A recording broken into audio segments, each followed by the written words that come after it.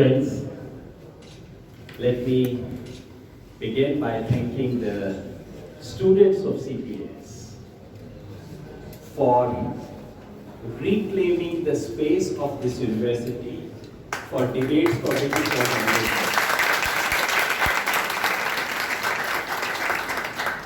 As an ex-student of JNU, as an ex-student of CPS, I feel very proud of what you are.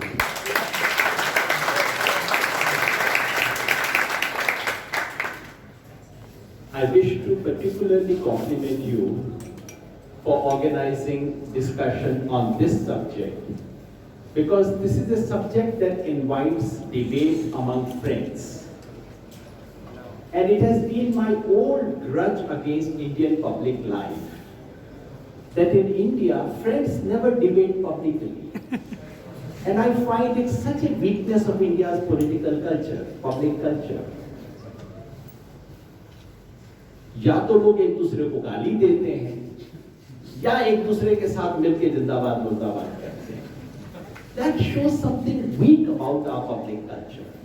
A good public culture is where friends engage in public reasoning. You know, the problem with some of our debates is that friends sit down in the room कि यार मुझे पता तो है ये problem तो है लेकिन ये ना पब्लिक में पोजीशन नहीं लेना चाहिए. I think we should take public positions. Public reasoning is at the heart of democracy.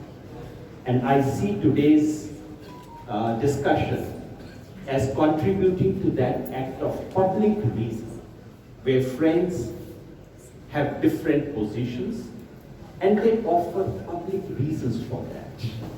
Publicity of this, making it public and offering reasons, is absolutely critical to making a society. So thank you for organizing this.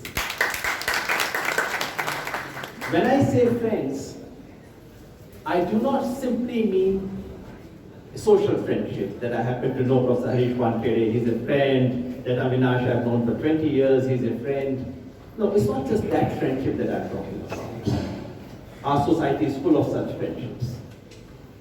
It's also friendship because we stand on the same side of the divide when it comes to questions of social justice.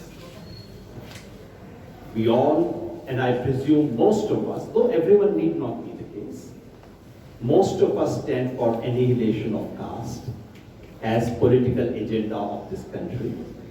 Most of us here stand for recognizing that deep inequality, that one of the most salient vector of inequalities in this country is caste, that it has not disappeared, that therefore affirmative action including reservation is necessary, although that is not sufficient. We need much, much more on that, but reservation being one of those things that is needed. That reservation, the implementation of the reservations has been very faulty, very flawed, very inadequate, and that the political establishment of this country has done whatever it has done grudgingly, against their will. They have been forced to do so, and at the first opportunity they find a way to bypass it. This is the truth, we all know it. And that is the starting point of the discussion today. But there is a difference. Both my friends were very polite not to express their disagreement very sharply, but because they probably know my position, I put it sharply. There is a difference about how, given all these agreements, we perhaps have different reading of the specific judgment of the Supreme Court. It is not so much a difference of the intent of the court. To be absolutely honest, I don't care. Judges के दिमाग में क्या है, क्या सोचते हैं, world view क्या है. Fortunately, it's not Thomas Hobbes's text, which I have to understand text and intent and things like this kind. As far as Supreme Court orders are concerned, my only interest is in the operational order, in the arguments that inform that written or arguments. उनके दिल में क्या है वो अपने दिल में ले जाएं, मुझे फर्क नहीं पड़ता. The order, the arguments, and the consequences. Honestly, I'm more interested in the consequences of this judgment than the intent. But we do have a different reading. I have said, and I still maintain, that the Supreme Court order on some classification of scheduled caste and scheduled tribe is actually a very progressive and muchly needed order. I welcome it, I salute it, not the judges, I salute the judgment.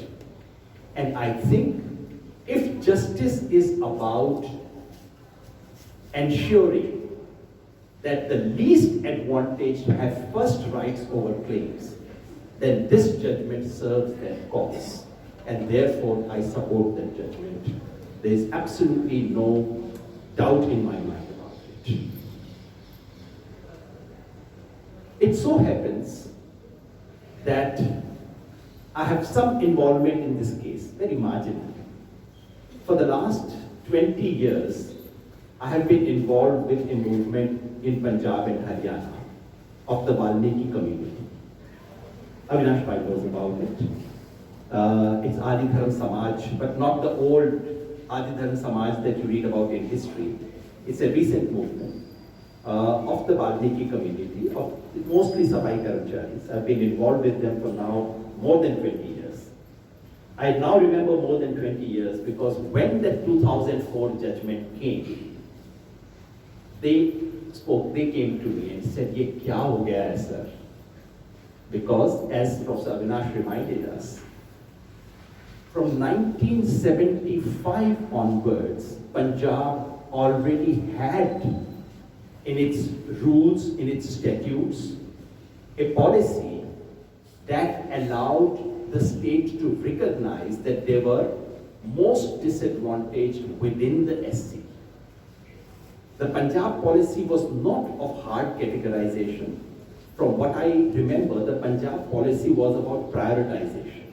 The policy basically said that you have to give first preference to the least advantaged, but if you don't get enough there, then you give it to the rest. In fact, I quite like the policy, and I would finally advocate something of that kind. And then Haryana followed, Bihar had a policy, and finally in Andhra Pradesh, because of the Mala Madhika dispute, this policy came in Andhra Pradesh. And when it came in Andhra Pradesh, then it reached the judicial radar. It was brought to the Supreme Court.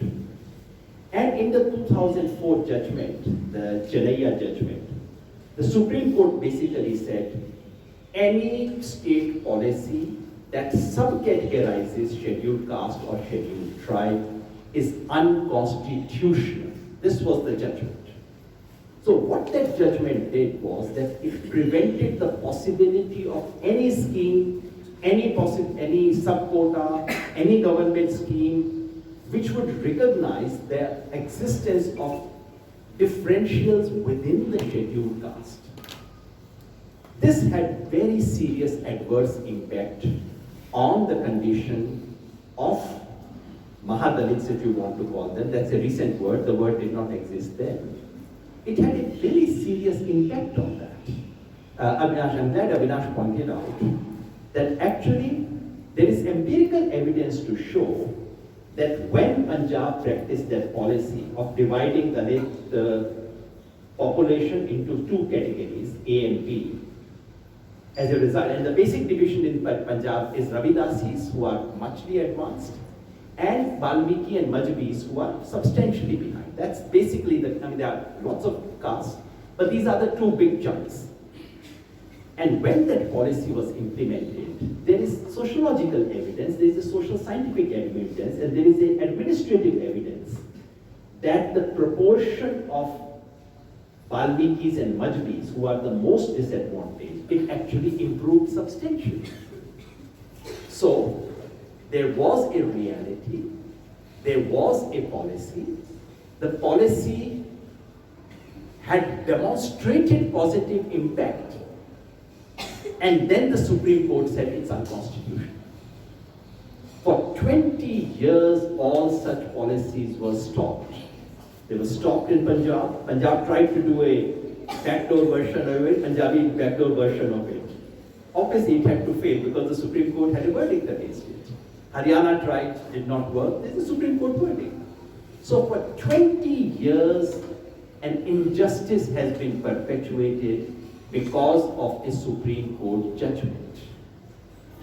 I call it injustice because the E.V. Chennaiya judgment of 2004 was a super technical judgment. The judgment did not even get into the sociological facts of whether there is heterogeneity in education and jobs or not. The judgment does not even look at the evidence of differentials that exist. The judgment did not get into the fairness or unfairness of it. The judgment took a completely ultra-technical position, and the position was, here is a schedule, that is to say, a list made in the Constitution. The moment you subdivide it into two, you are tinkering with the Constitution. Do it through a Constitution amendment, nothing else will come. It's a super technical judgment. Wrong judgment, because it was a very peculiar reading of Article 341 and 42. So to my mind, what the Supreme Court has done is simply reversed an injustice of 20 years. I said I had something to do with the case because when that happened, then there were attempts were made to, the only way is you go to the courts again. This case has come up again and again in the courts. Started in 2008, came in 2014 when Justice Lodha was the CJI. He said, yes, there's something weird about this judgment, but I can't do anything. Let's form a bench. Then it came in 2020 when Justice Mishra, who I have no reasons to be fond of, Justice Mishra gave a judgment. Again, a strange ultra-technical judgment saying sub-quotas are permissible. But again, it was a very technical judgment. For the first time, but Justice Mishra gave a judgment in favor of sub-quotas, but the problem was that his bench was also a 5-judge bench. So he said, but I cannot overrule, a 5-judge bench cannot overrule a 5-judge bench. Now, a layperson like me says, "Bhaiya, court case sun kyun rahe the itne saal se? If you can't give a judgment." But anyway, judges know these things, I don't know.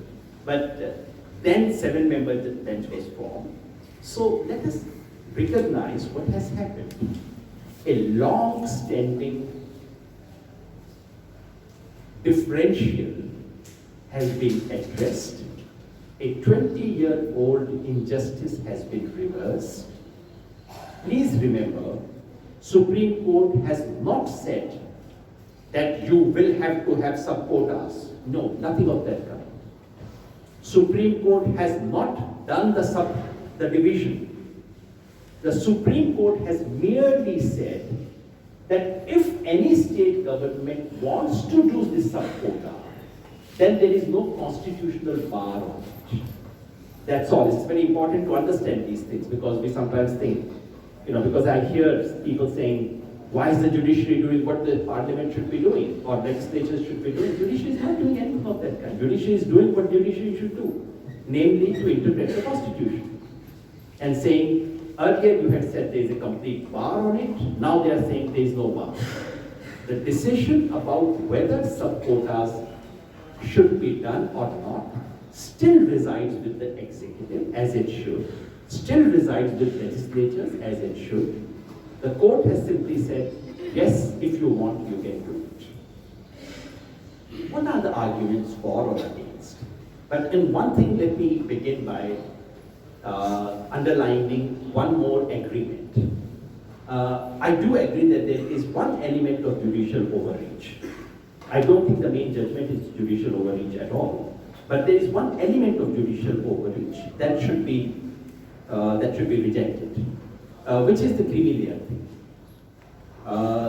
The Supreme Court, and then I would like us not to confuse the creamy layer thing with the subdivision part.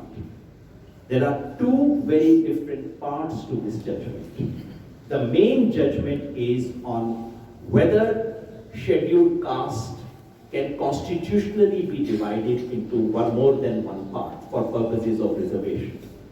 That's what the main judgment is about. That was the real question before the court. The court said yes. Besides this, the court also has passed remarks. 4 judges have passed remarks on creamy layer. 4 judges have said, just as you have creamy layer in the case of OBC, just as you exclude creamy layer from the benefits of OBC reservation, similarly, you should exclude creamy layer from the benefits of scheduled caste reservations. I beg to disagree on 3 grounds. And on that, I think I'm with both my colleagues completely. Number 1, because actually this was not an issue before the court at all. When you have a case in the court, right in the beginning, the court frames issues and says, these are 3 or 4 questions we are going to answer. Creamy layer was not one of those questions before the court. Suddenly the judges, in their wisdom, have answered a question that was not posed to them. 4 of them have answered it. The other 3 don't think this question needs to be addressed because it's not in front of them. Justice Chandrachud himself has not addressed this question at all. So that's my first problem with the creamy layer judgment. That why are you answering a question which was not there in the court? Number 2, I do not think, sociologically speaking, we have any evidence of a creamy layer being formed in the scheduled caste. I have probably a difference with many of my colleagues sitting here, because I actually have not objected to creamy layer in the case of OBC. I do believe, and we can debate it, I think there is reasonable sociological and observational evidence to say that you do have creamy layer in some OBC communities. In the case of scheduled caste, it would be completely inappropriate to do so, because to my mind, creamy layer requires 3 things. Number 1, it requires a social status of a kind which is undisputed. सड़क पे जब चलो तो किसी की मजाल नहीं हो कि मेरी तरफ उंगली उठा के दिखाए. That's 1. Second, creamy layer requires ability to intergenerational transfer of that status. सिर्फ मैं नहीं, मेरे खानदान के बारे में कोई उंगली नहीं उठा सकता. That's the second. And third, it requires thick social networks. To my mind, in the case of scheduled castes in India, while you find some families who you could say are creamy layer, but I do not yet see that those isolated drops of cream forming itself into a layer. Just to continue with that metaphor, it's a bad metaphor, I've never liked the word creamy layer, but just to continue with that metaphor, it's those little drops that you find, but not a layer. If you really want to compare, and pardon me for continuing with this metaphor, तो जब चाय पीते हैं ना, तो चाय P थोड़ा सा ठंडी हो जाती है अगर चाय, तो हल्की सी उस पर झिल्ली सी बन जाती है, जिसे हम उठा के निकाल देते हैं. वो मलाई नहीं होती, वो एक झिल्ली सी है.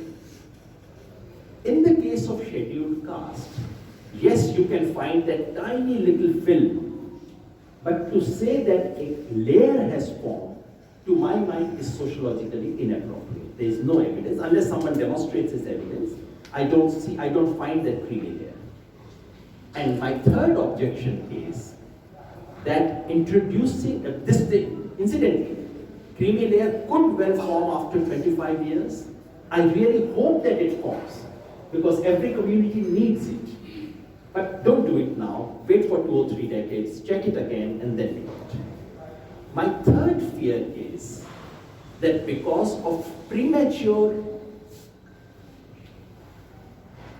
introduction of the idea of creamy layer and exclusion of creamy layer from benefits of reservation, the real effect will be that when it comes to upper jobs, class 1 jobs, when you have to appoint a professor in JNU, a professor in, senior doctor in AIMS, someone in IIT, all the eligible applicants will be from the creamy layer. And you actually wouldn't get applicants from outside the creamy, what you're calling creamy layer. So this can become a rouge, this can become a ploy, this can become a conspiracy to actually eliminate reservation altogether from the top sector. That is a very real and genuine fear, and therefore my position is that number one, as I read, we can have different readings of the judgment. My reading is that creamy layer is still not an order of the Supreme Court, but it is potentially a legal weight. 4 judges have said something which can be quoted anytime. So I would like this sub to be taken to the court for review, for the court itself to clarify that this is not an order. And in case the court fails to or refuses to clarify it, I would want the Parliament of India to overrule, to bring a legislation, clarify that creamy layer does not apply in the case of SC or ST, full stop. So there I completely agree with my friends, and much of what has been said. In fact, I find that much of the criticism of this judgment has been on the creamy layer issue, and somehow we have transferred that criticism on the case of the subdivision itself. These are two. So, having said it, now let me come to the main judgment. The main judgment is not about creamy layer, it's a side issue. The main judgment is about subdivision of SC and ST. Why do I think it's a good, it's a muchly needed progressive step? Is the following. Number one is the question of principles. To my mind, there are 2 strong principles for affirmative action, 2 routes through which you defend affirmative action. One is fairness, the other is representation. The fairness principle, if you go to John Rawls, in case you have any interest in those things, is about putting the least advantaged first. So if the principle is about least advantage to be put first, or if you don't like John Rawls, if you like Mahatma Gandhi's vocabulary, कल्पना कीजिए कि आप जिंदगी में सबसे कमजोर किस व्यक्ति को मिले हैं और सोचिए कि इस नीति से उसे फायदा होगा या नहीं. ताबीज, this is Gandhi's ताबीज. They're actually the same. I really cannot think of any group which would be, I mean there is one, but I'll talk about that later. If we see of Indian society as hierarchy, inequality within inequality, those who are placed at the bottom of this hierarchy are going to benefit from the Supreme Court judgment. And for me, that logic trumps everything else. It works for the least advantaged. That's a moral argument, fairness argument. Second is a representational argument, which is to say, which is politics of presence, that any government, any legitimate government must reflect the profile of the society in which it exists. That actually is the argument behind SC/ST reservation in parliament and legislatures. Now, if that argument applies in the case of SC and ST, and if you ask my Valmiki friends from Punjab and Haryana, if you ask Madigas from Karnataka and Andhra, if you ask Arundhatiyas from Tamil Nadu, they would tell you, what have we got out of these MPs and MLAs?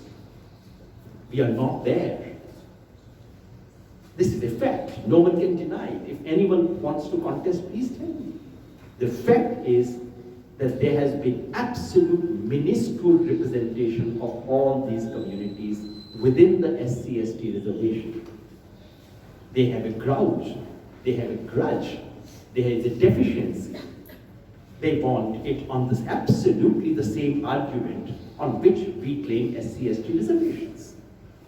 So both on grounds of fairness and on grounds of representation, I think the case for sub-quota is justified. Come to the legal part. So I've on grounds of principle, on grounds of law. On grounds of law, I've already clarified that Supreme Court has not, in judging the question of sub-quota, there is no judicial outreach. There is overreach. There is overreach in the case of creamy layer issue. Sub-quota is absolutely what judges ought to be deciding. I do not think there is an overreach. Secondly, to argue that Article 341 and Article 342 postulate a homogeneous category that cannot be tinkered with is just bad argument. Just show me in the law. Where does it say so? All that it says is the President of India shall, create this schedule. It does not say you cannot, changing the schedule is different. And yes, if you want to insert a new caste, then you have to go to the parliament. And of course, if you want to create quota within SC or ST for purposes of central government jobs or for purposes of JNU, you have to go to the parliament. But if in order to do it in Bihar, if Bihar government wants to see that its own, that for jobs and educational opportunities within Bihar, if they see that their own SCs belong to two different categories, then I don't see how does it violate the constitution. बिल्कुल वो तो बाल की खाल उधेड़नी हो तब तो हो सकता है argument. Otherwise, I really don't see the argument there. Just read the plain text of the constitution. Third is an empirical argument, which Harish Bhai alluded to. Where is the evidence?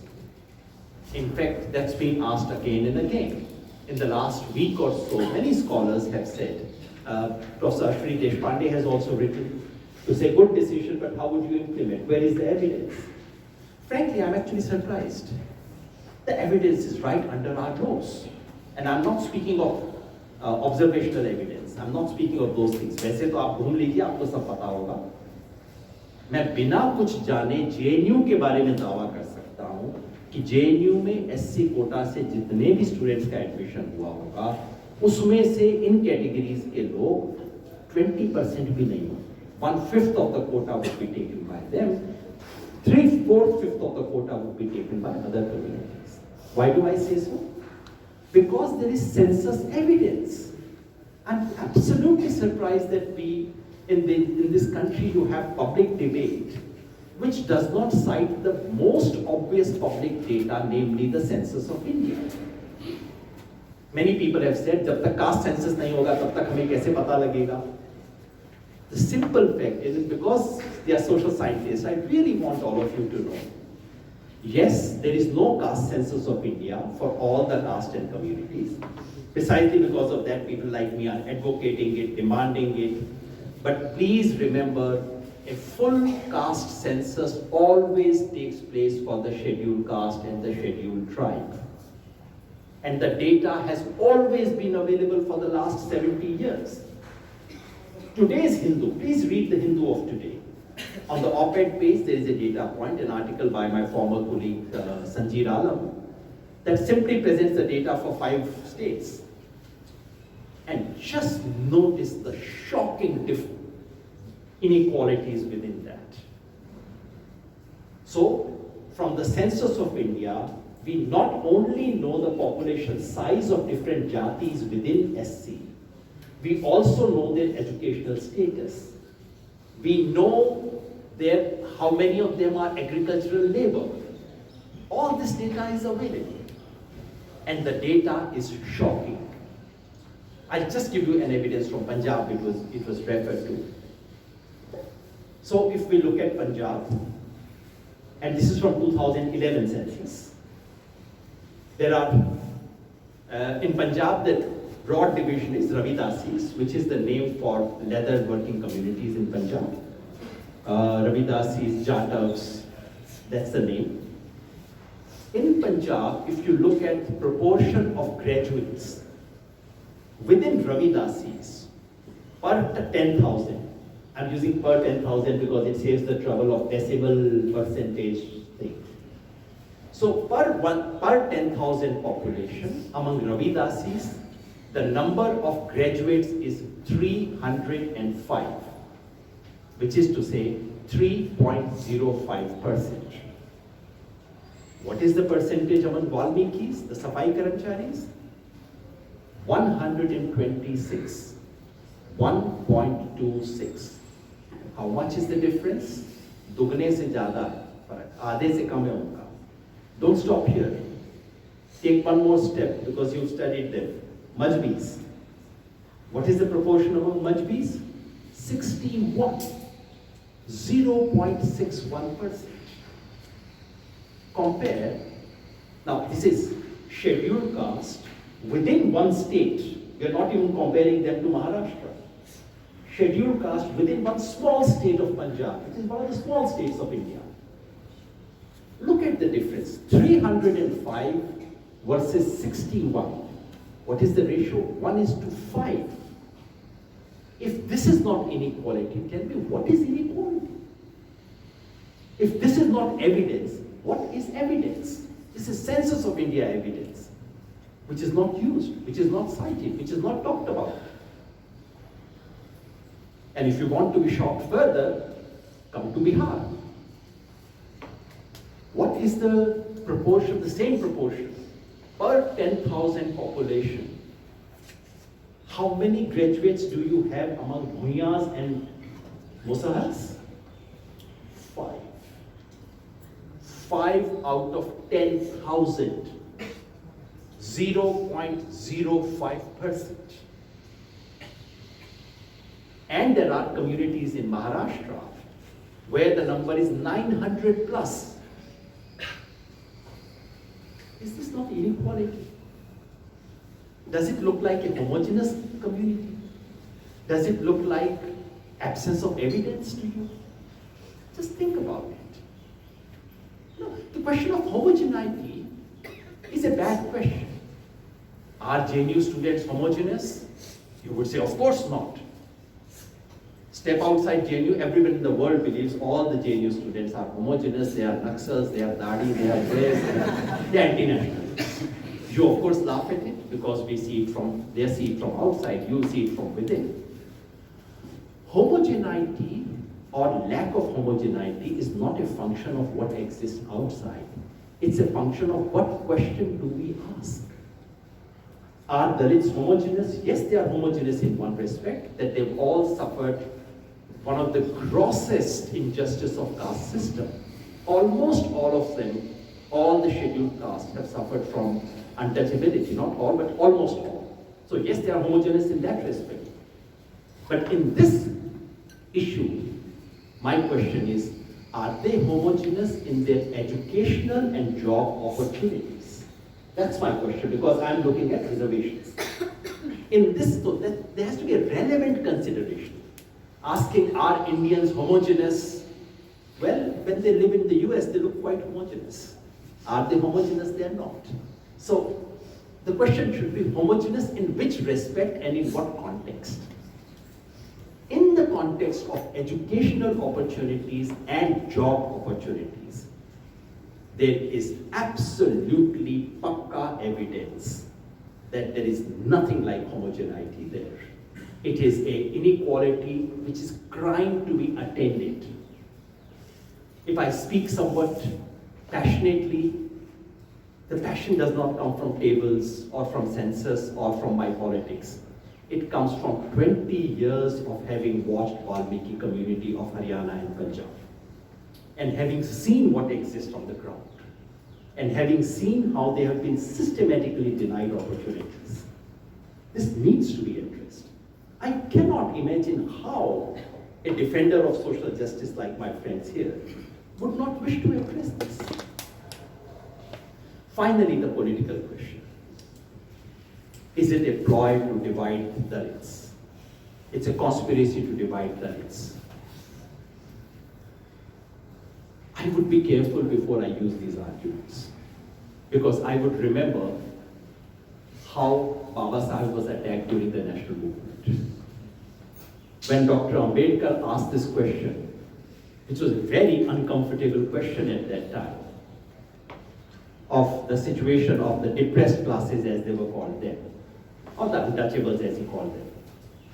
What was the response of the national movement? Divide कर रहे हो.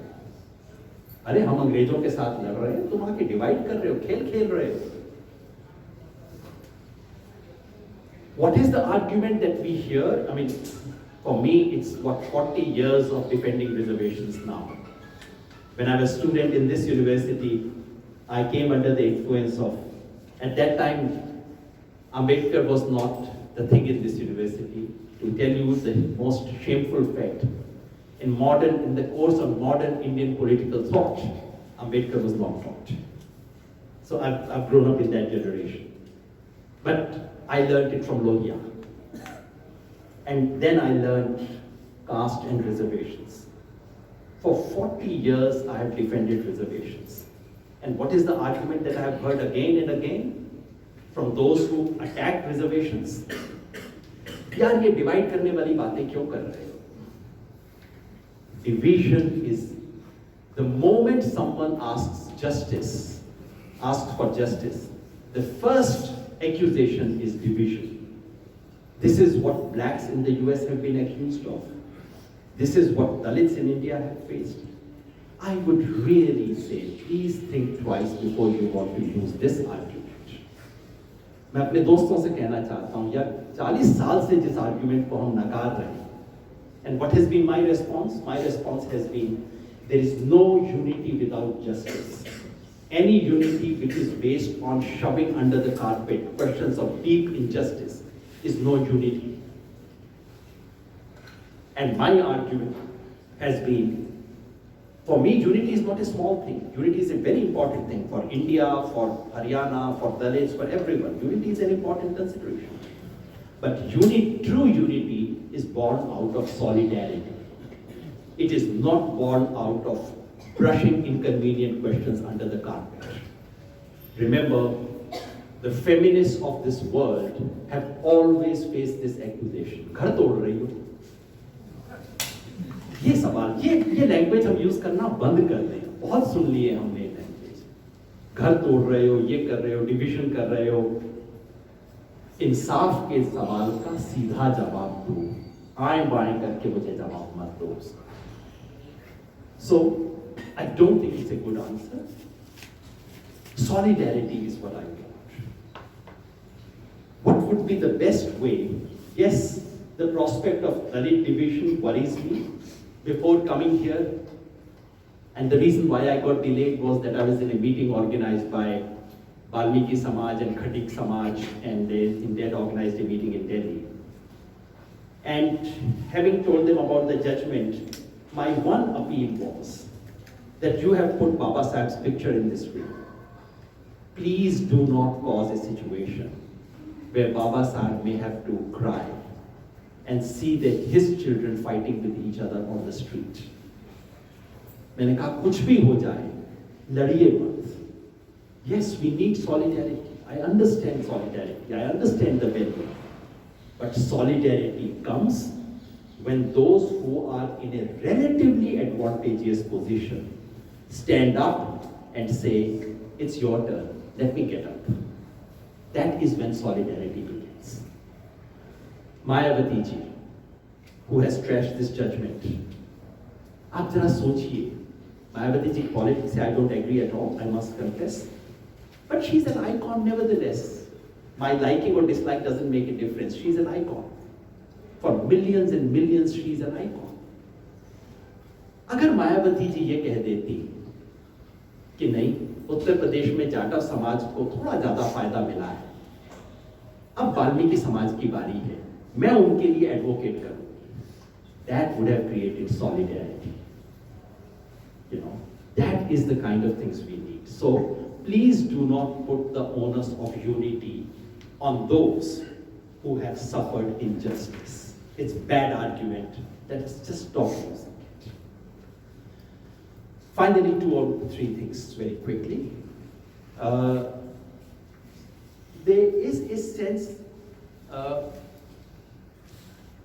I would not get into the question of what is the overall character of Supreme Court of India and Indian judiciary.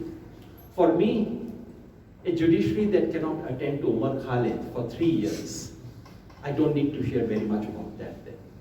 So it's not about whether Indian judiciary is good or bad, what is its character, we all know that. I'm interested in one judgment and its consequences. I should also incidentally say that in the otherwise very mixed record of Indian judiciary on questions of human rights, on questions of justice and equality, Indian judiciary's support for caste-based reservation is actually an exceptional thing of Indian judiciary. If you compare Indian judiciary, for example, to the judiciary in the US, judiciary in the US has been obnoxious on this question. They have consistently prevented any serious affirmative action to take place. Indian judiciary, on the other hand, has some stellar judgment, and then Thomas, great judgment. Even Indira Sahni, I thought, was a great judgment on balance. So, to my mind, one of the biggest exceptions was the EWS judgment, which is a judgment waiting to be reviewed. That judgment flies in the face of the logic of reservations. But if you actually read this judgment, and I read it, in fact, Justice Chandrachud for the first time is taking arguments of affirmative action one step further. You have an advocacy of substantive equality, something which is implicit in the N. Thomas judgment. Justice Chandrachud actually takes that one step forward. And in this judgment, you have, to my mind, the best defense so far of reservations against the argument of merit and efficiency. To my mind, this particular judgment is the best defense of reservations that has come in this particular count. So to say that this is anti-reservation judgment, I don't know. Please show me the text. Yes, I know Justice Mittal has said a few things which seem to belong to a different age and time, but that's not the judgment of the court. That's not a judgment of 6 judges. Even Justice Bela Trivedi, whose track record on other things has been questioned, who has disagreed with this judgment, even her judgment does not show any streak of any anti-caste reservation in the judgment. I could be wrong, it's a very fat and long judgment, but please enlighten me, show me paragraphs of that judgment which actually go against. I've spoken for long. I would just say one thing and end what I'm saying.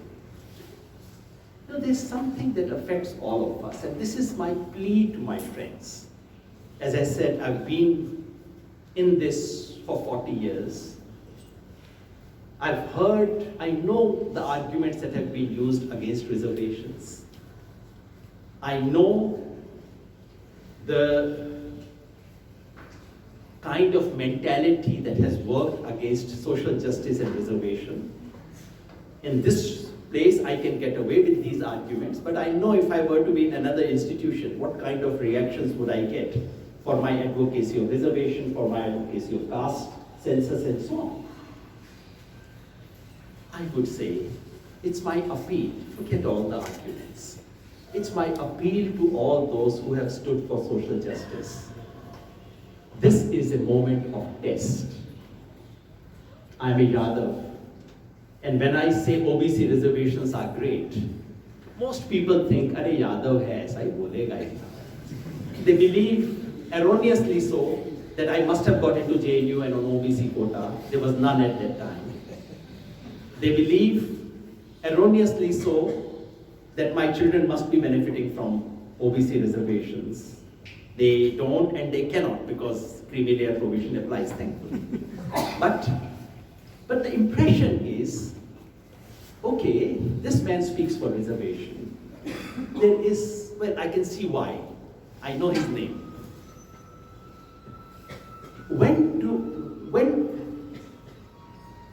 What is the real test? Whether I stand for people who share my accident of birth, people from my own caste, or do I stand for social justice? that is tested when instances of oppression against Dalit, violence against Dalit comes from UP. And you know the caste which is involved most in any instances of oppression against Dalits. What does Yogendra Yadav say then is the test of whether he stands for social justice or whether he stands for his own community. I would simply say, I may succeed in that test, I may fail in that test, but I do not want my Ambedkarite friends to fail that test. This is a moment of test. गाड़ी में घुसने के बाद सबकी इच्छा होती है, जब घुसते हैं तब हमारी एक मनस्थिति होती है ना, खोल खोल दरवाजा, क्यों नहीं, सबकी है, पब्लिक की ट्रेन है, तेरे बाप की है क्या? और पता नहीं क्यों डब्बे के अंदर जाते ही हमें कुछ अलग दिखने लगता है कि बहुत क्राउड हो गया, how can we take more? This happens all over the world. This happens with everyone. And the real test of whether you stand for a principle or not is what you do when you are inside, not what the big things that you say when you are outside. This is a test for all of us. The real test, and this test does not apply only in this case. जब मैं अभी आज शाम को उनके साथ बात करके आया हूँ, तो मैंने उनको भी कहा कि आपका टेस्ट ये होगा कि जब घर में जाके औरत के साथ जो होता है, उसके बारे में जब कोई बोलेगा तो आप उसकी बात सुनेंगे कि नहीं सुनेंगे? There is no one in this world जिसके नीचे कोई नहीं है, social hierarchy. How you relate to those below you is a test of whether you stand for social justice or not. This is a moment of reckoning. This is a moment of test. I do not want us to fail. I do not want the world to laugh at those who spoke for social justice. I want true solidarity. Solidarity which is born out of working together, sharing grief. दर्द से दर्द का रिश्ता बनाने से सच्ची एकता बनती है. I want to see that. Thank you very much.